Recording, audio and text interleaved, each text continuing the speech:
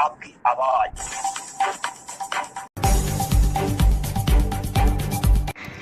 नमस्कार, आप देख रहे हैं इंडिया आज तक टीवी लाइव और मैं हूं आपके साथ विजय लक्ष्मी। बलदेव क्षेत्र के नूरपुर में ड्यूटी पर तैनात होमगार्ड के ऊपर फेंके गए दारू के क्वार्टर। नूरपुर के प्रधान प्रत्याशी दोनों भाई फोरन और गिल्ली के नगला फूटा समर्थकों ने ड्यूटी पर तैनात होमगार्ड के साथ की धक्का मुक्की और मारपीट। वहीं नूरपुर के ग्राम वासियों ने बचाकर बस में बैठाया।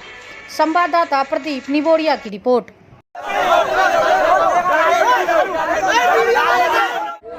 आपका चुनाव सही सलामत हो गया। ये खामखा जब मैं हाथ से चलाऊं, इन्होंने खामखा मेरे से झगड़ा करा। मैं मतलब की कोई बात नहीं, कोई किस्सा नहीं है, नहीं ऊपर से और दारू और बखेर रहे हैं मेरे पे। ये वो गलत है। वो इन्होंने यही लाए थे कहीं से, वो यही लाए थे। मेरे पास कहाँ से दारू आई यहाँ? मैं चुनाव करवाने को आया हूँ, क्या मैं दारू पी रहा हूँ यहाँ? खामखा की मुझे मारा हो रहा, मैं और काम कर लूँगा।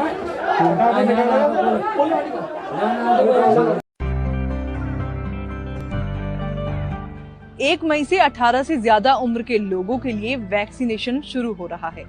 अब जाहिर सी बात है, ऐसे में लोगों के मन में वैक्सीनेशन को लेकर कई तरह के सवाल हैं। लेकिन चिंता मत करिए, उनके जवाब हम आपको दे रहे हैं। वैक्सीन के लिए रजिस्ट्रेशन कैसे करें? वैक्सीन का रजिस्ट्रेशन आप आरोग्य सेतु ऐप या कोविन पोर्टल पर कर सकते हैं। यहाँ आप अपनी सुविधा से वैक्सीन लगवाने का दिन और समय तय कर सकते हैं। रजिस्ट्रेशन के लिए किन किन डॉक्यूमेंट्स की जरूरत होगी? रजिस्ट्रेशन के लिए एक पासपोर्ट साइज फोटो के साथ कोई भी एक सर्टिफाइड फोटो आईडी प्रूफ जैसे Aadhaar, driving licence, PAN card, voter ID वगैरह की जरूरत होगी। क्या वैक्सीन लगवाने के समय भी फोटो आईडी ले जानी होगी? हाँ, जो आईडी आपने रजिस्ट्रेशन के समय दी थी उसी को साथ ले जाना होगा। वैक्सीन के कितने डोज होंगे और कितने दिनों के अंतर पर इन्हें लेना होगा? दोनों वैक्सीन के 2-2 डोजेस दिए जाएंगे।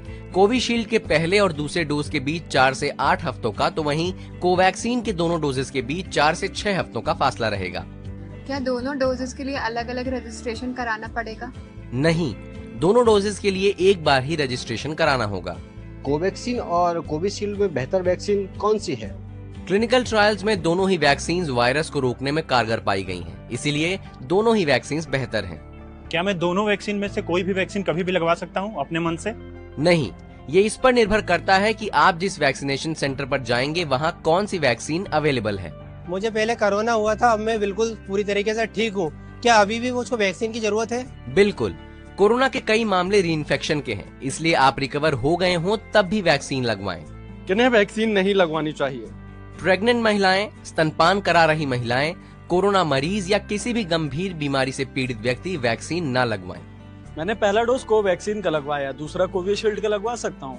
बिल्कुल नहीं, आप पहला डोज जिस भी वैक्सीन का लगवा रहे हैं दूसरा डोज भी उसी वैक्सीन का लगवाएं। क्या वैक्सीन लगवाने के बाद भी मास्क लगाना पड़ेगा?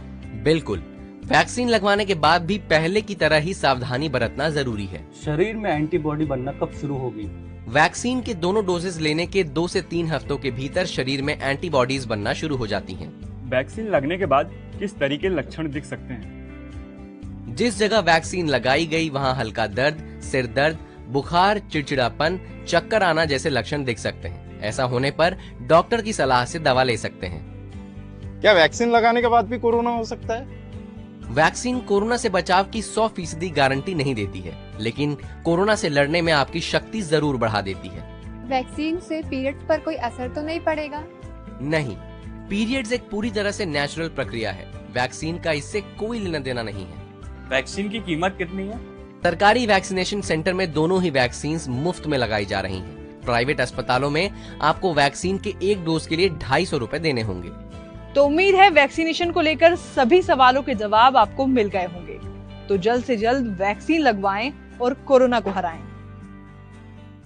Subscribe now and press the bell icon. Never miss an update.